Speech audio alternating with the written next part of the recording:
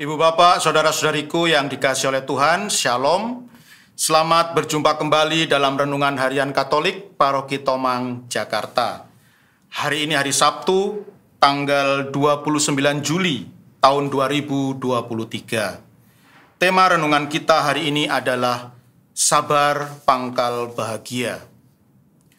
Ibu bapak, saudara-saudariku yang dikasihi oleh Tuhan, ketika saya masih kecil, masih SD, mulai kelas 1 SD, setiap hari saya selalu pergi ke sekolah, juga pulang dari sekolah ke rumah, selalu berjalan kaki.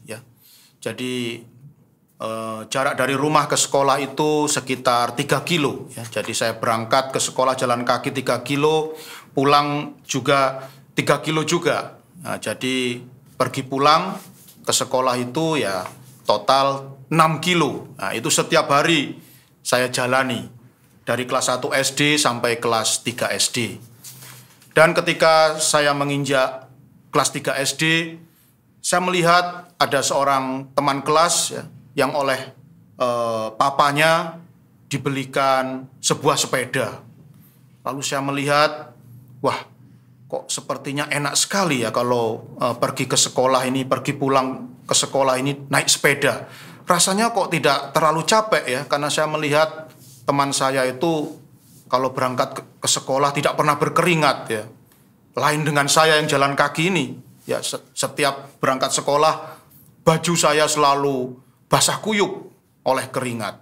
Sungguh tidak nyaman. Maka kemudian saya pun mencoba untuk merayu papa saya. Saya meminta kepada papa supaya juga dibelikan sebuah sepeda. Ketika pertama kali saya minta dibelikan sepeda, papa berkata kepada saya, "Waduh, maaf Erik, papa saat ini tidak punya uang. Papa nggak bisa membelikan kamu sebuah sepeda. Tapi kamu sabar sabar saja. Nanti kalau papa sudah punya uang, papa akan belikan kamu sepeda yang bagus." Nah, ini saya pun bisa menerima Saya sungguh percaya akan kata-kata papa Saya yakin, saya percaya bahwa papa itu sungguh mencintai saya, sungguh mengasihi saya. Maka saya pun percaya dengan kata-katanya.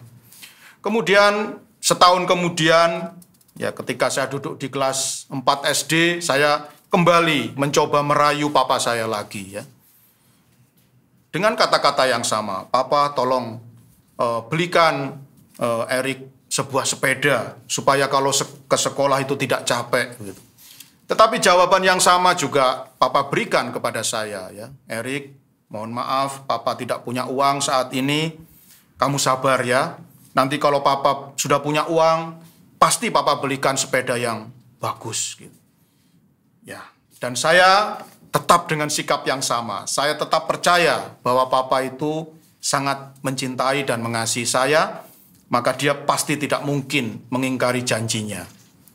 Akhirnya 1 tahun berlalu. Akhirnya untuk ketiga kalinya saya meminta sepeda kepada papa. Saya mengatakan hal yang sama dan papa juga mengatakan hal yang sama kepada saya. "Papa tidak punya uang, papa tidak bisa membelikan kamu sepeda sekarang.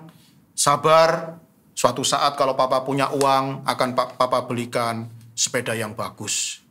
Dan akhirnya ibu bapak, saudara-saudariku yang dikasihi oleh Tuhan, setelah 3 kali meminta tanpa hasil, maka saya pun menyerah Jadi maksudnya menyerah itu saya tidak pernah meminta lagi sepeda kepada papa Saya tetap percaya bahwa papa itu mencintai dan mengasihi saya. Dan karena saya tidak mau merepotkan dia, saya tidak pernah meminta lagi Tetapi apa yang terjadi, Bapak Ibu saudara-saudari yang terkasih, ketika saya naik ke kelas 6 SD, satu kali saya pulang dari sekolah, biasanya saya sebelum makan siang, saya pasti akan ke kamar dulu untuk meletakkan tas saya dan berganti pakaian. Namun ada sesuatu hal yang ganjil ya. Hal yang ganjil itu adalah biasanya kamar saya itu pintunya selalu terbuka, tidak pernah tertutup ya.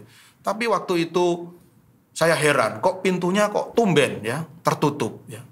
Dan apa yang terjadi Ibu Bapak, saudara-saudariku yang terkasih, ketika saya buka pintu kamar, saya melihat di dalam kamar ada sebuah sepeda yang sangat indah, sebuah sepeda yang sangat bagus.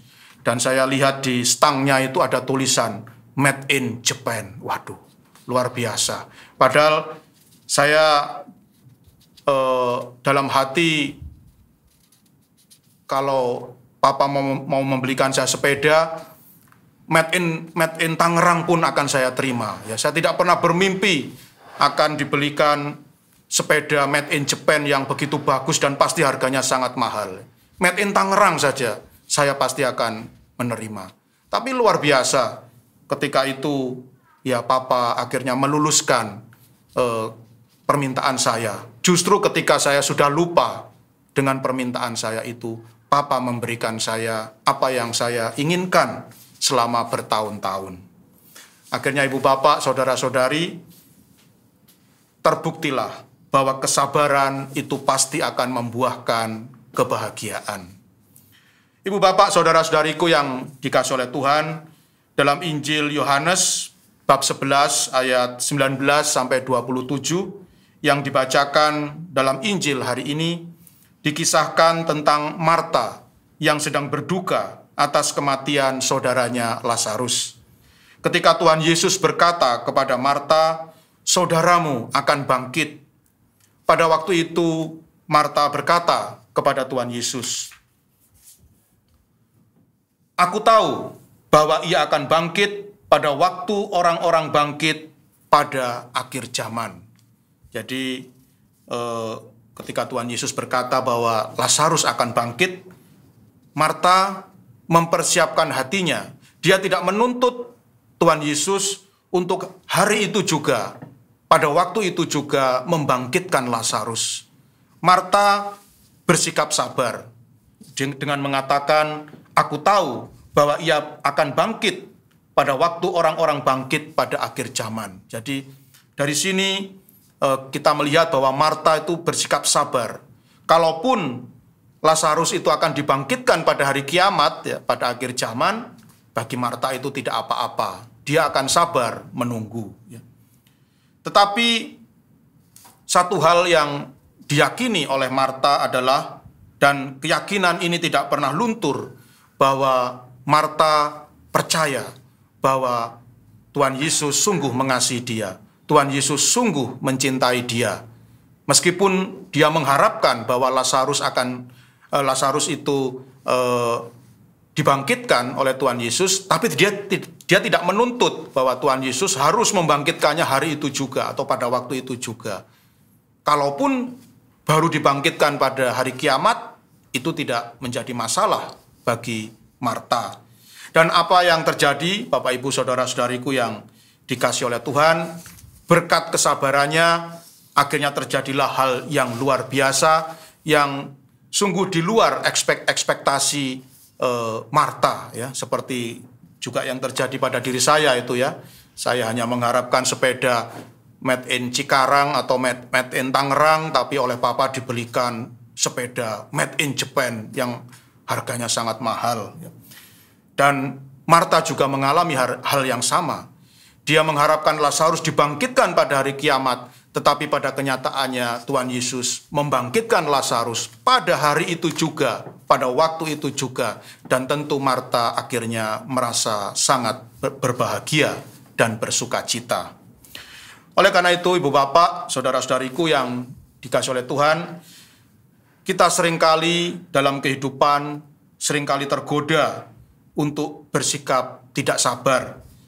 Banyak orang akhirnya memutuskan untuk berhenti beriman akan kasih Allah karena apa yang ia harapkan dari Allah tidak kunjung tiba. Ia mengharapkan sesuatu, ia mendambakan sesuatu untuk diberikan oleh Allah, tetapi ia tidak sabar menunggu. Jadi ditunggu setahun tidak kunjung tiba, 2 tahun tidak kunjung tiba, 3 tahun tidak kunjung tiba, dan akhirnya ia memutuskan untuk menyerah beriman kepada Allah. Ini kejadian seperti ini seringkali terjadi dalam kehidupan. Dan akhirnya ya rahmat itu tidak sama sekali tidak datang ya, karena orang ini berhenti untuk beriman kepada Tuhan. Sayang sekali. Oleh karena itu marilah ibu bapak saudara-saudariku yang dikasihi oleh Tuhan, hari ini kita belajar dari Santa Marta yang secara khusus kita peringati pada hari ini.